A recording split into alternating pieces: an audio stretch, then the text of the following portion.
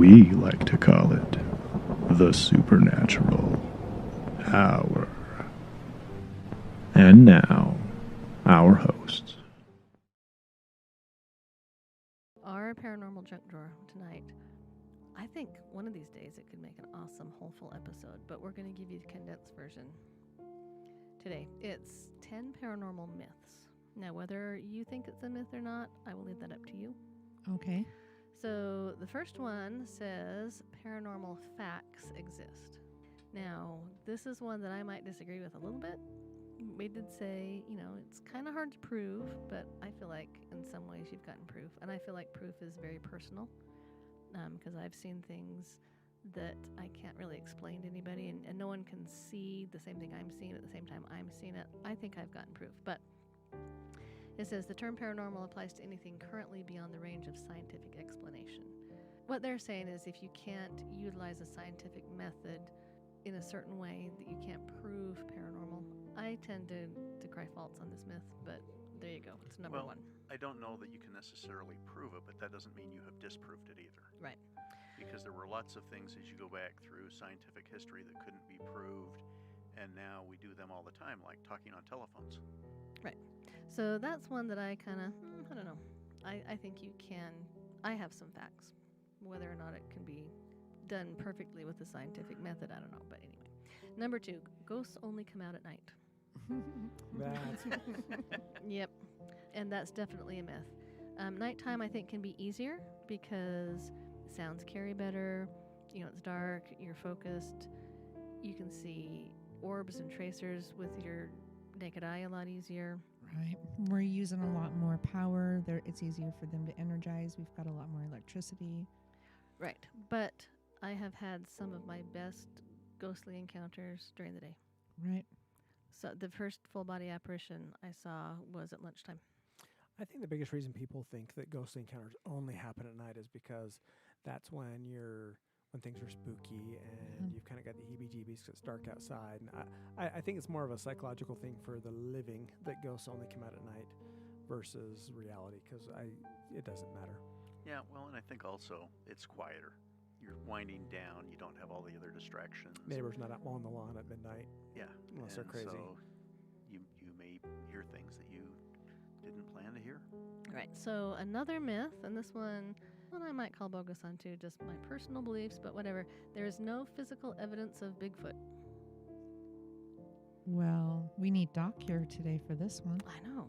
But he said, the paper that I read said...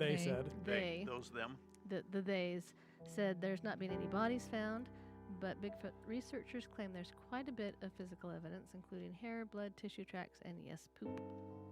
Oh.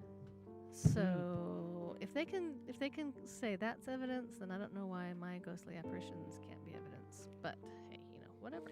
And the poop one has me fascinated, and not because I'm 14 years old, but it has me fascinated because how do you prove that's Bigfoot poop?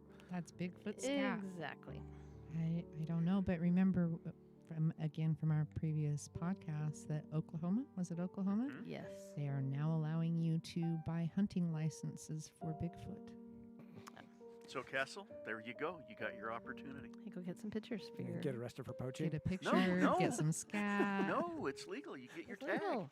Get I your know what I'm Bigfoot. saying. If I don't get my tag and I get a Bigfoot, am I poaching? Am I going to go to Yes. prison? Yes.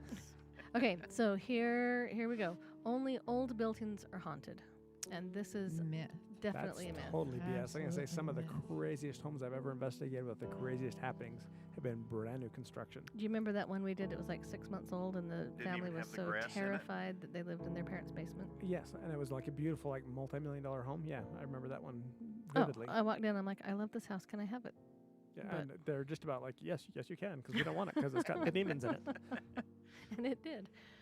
Number 5, America's paranormal fascination is new. That's That's BS. a myth. Absolutely a myth. It was very popular in about the 1940s. It got very popular in 1897. I mean, the whole Victorian area Well, is honestly, full I mean, of dead Abraham people. Lincoln spent how many hours going to seances and stuff trying to communicate with their dead children because they're so torn up over. Right. In fact, it even says here, Mary Todd Lincoln, Mark Twain, Harry Houdini Yeah.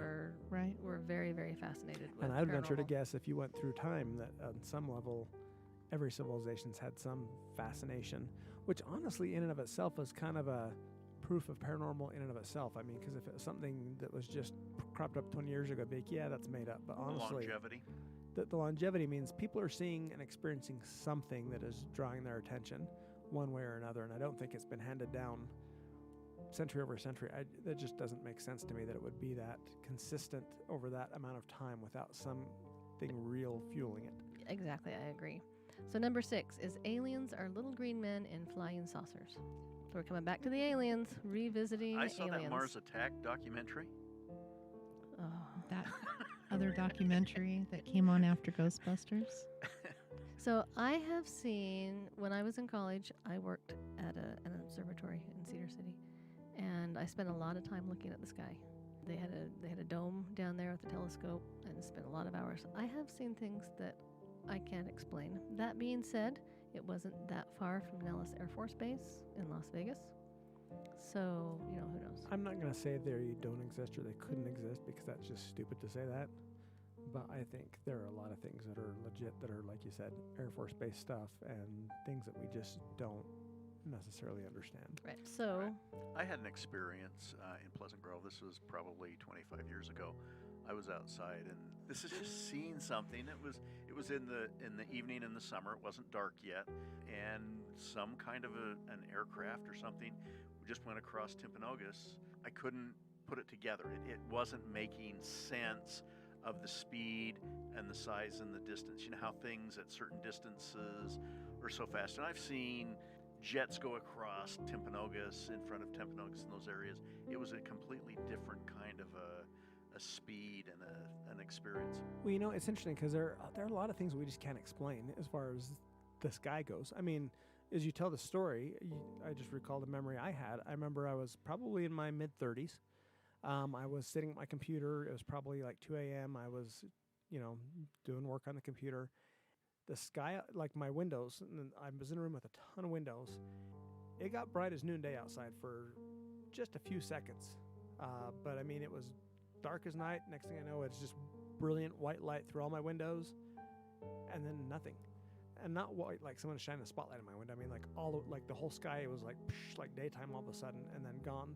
I look outside and I don't see anything. There's nothing on the news next day. I have no idea what it was. No idea. aliens. So. Yeah. So apparently they're not green; they're gray. Okay. So with big black buggy eyes and a slit for a mouth on their oversized noggin, and that's what the paper says, oversized noggin.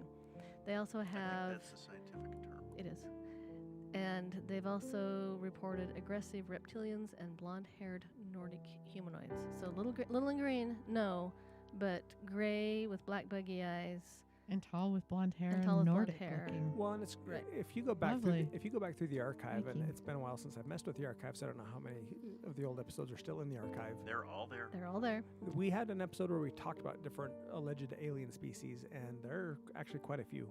So if you're interested in aliens, go back and listen to that episode. I can promise you it's terrible because I am not an expert on aliens. Neither was Tim, who did it with me at the time. Are any of us experts on aliens? Number 7, no one still believes in vampires. And I am sorry if you believe this, you live under a rock, because there's whole subcultures of people that get teeth and implants Yeah. and think that they are actually vampires. And It's drink blood. A It's little weird. bit bigger in the UK, I think, than it is in the States, but it's here. Yes, it's very big in paranormal pop culture. 8, modern zombies are supernatural. So this has been a term that's been used for well over a century, and before 1968, it was applied to what they call seemingly soulless slaves created by Haitian voodoo magic. But then, if you remember, George A. Romero's Night of the Living Dead was released, kind of the term changed to what we think of zombies as now. Not to go into movie culture, but George Romero's Night of the Living Dead, that particular movie actually changed zombie culture. I mean, that had as big an impact on, air quotations, zombies as Star Wars did on science fiction. I mean, that spawned Day of the Dead, Dawn of the Dead, The And then Living the Dead. I mean, series. The just Walking Dead. Yeah. The Walking Dead. I mean, all that, the whole zombie culture In fact, Zombieland. yeah, all of it is World War Z. That That documentary. all spawned off of that one movie. And when you think zombies, you think, dead walk around eating people, basically. So number 9, skeptics and believers don't get along. And absolutely a myth in my mind, because I love having a skeptic around, because I think you balance each other. If you get too into every, knock and crack is a demon, your skeptic is going to say, is it really? The sun just came up, it's the siding cracking on your house. Come on, be real. But the believer can say, you know what, not necessarily every bump and crackle is scientific. It could be a ghost It's funny talking. you say that, and I think of the Fort Douglas Military Museum. We've investigated that, I don't know how many countless times. Cool venue, by the way. There's a metal roof in part of that, and at night when you're in there, it makes these popping and cracking sounds that are clearly the roof cooling if you're familiar with the building. But I've been in there with new investigators. They're like, oh my gosh, did you hear that? Oh, that's paranormal. No, it's the roof cracking. Yeah, so if you get an open-minded skeptic, now a closed-minded skeptic, I'm sorry if you're listening, you're all a little annoying, but you're probably not listening to a paranormal podcast. Right. But if you're a skeptic but you're open-minded, that's awesome. And I love having those open-minded skeptics with us on the team. If you're a believer, you also need to be open-minded to the fact that not everything is paranormal. Well, So they're just as annoying when everything is demon. yeah, I say open-minded believers, open-minded skeptics are my two favorite people because they are open-minded. It's the people who every pop and crack is a demon, and the person who every full-figure apparition is the bad burrito that I had for lunch. Those people are obnoxious because you can have a ghost doing a conga line in front of them. They're like, nope, it's not real. Open-minded is the best, in my opinion. And so the last one is the paranormal is bad for business. A lot of people think, if it's haunted, no one will want to come here, when it's exactly the opposite. The paranormal world is really popular. Speaking of Right. family tree, that business made Bank. piles of Oh, money yeah. from us alone doing investigations there, And the because when we dead did church files. tickets there, they kept a large portion of that money for the ticket price that we had there. And in fact, at one point, they told us that the ghost hunts are what were keeping them afloat when they had a patch of hard financial times. And so, yeah, any business that has been involved in Dead Files or any other paranormal show, or the word gets out, people want to go check that out. Paranormal is actually Yeah. really good for business. Right. So we were recently in the South, Chad and I, and on an upcoming podcast, we'll talk about this a little bit more in depth. When you check into the hotel and they've got all the little pamphlets, everywhere we went and everywhere I've been in the past, one of those pamphlets is A haunted tour. haunted tour, Yeah. haunted tour. And like I said recently in a podcast, in a bucket list, that the next place I want to go is Charleston, because they had a pamphlet, and not just a haunted tour, they had like 8 haunted tours.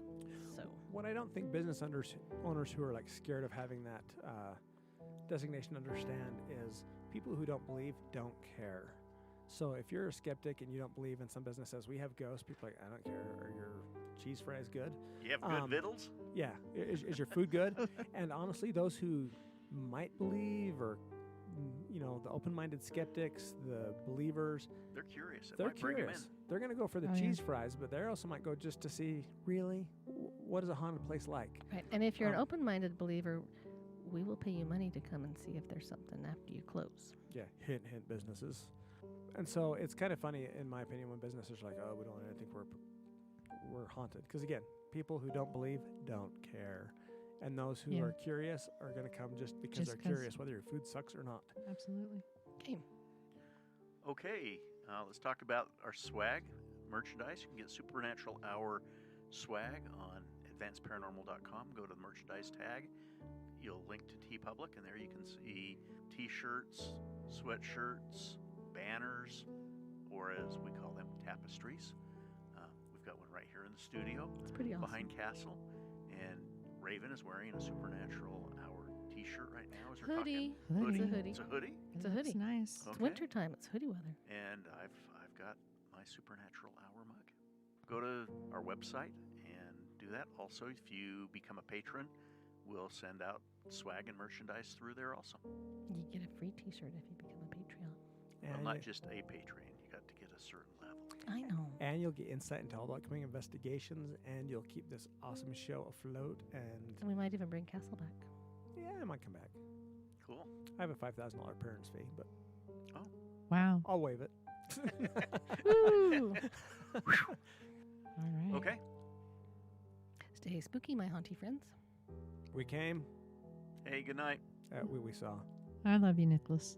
We kicked ass. It's not the fun I do by myself. You've been listening to the Supernatural Hour at AdvancedParanormal.com. The Supernatural Hour is part of the Radio Ronin network found at RadioRonin.com. Copyright 2021 by Advanced Paranormal Services.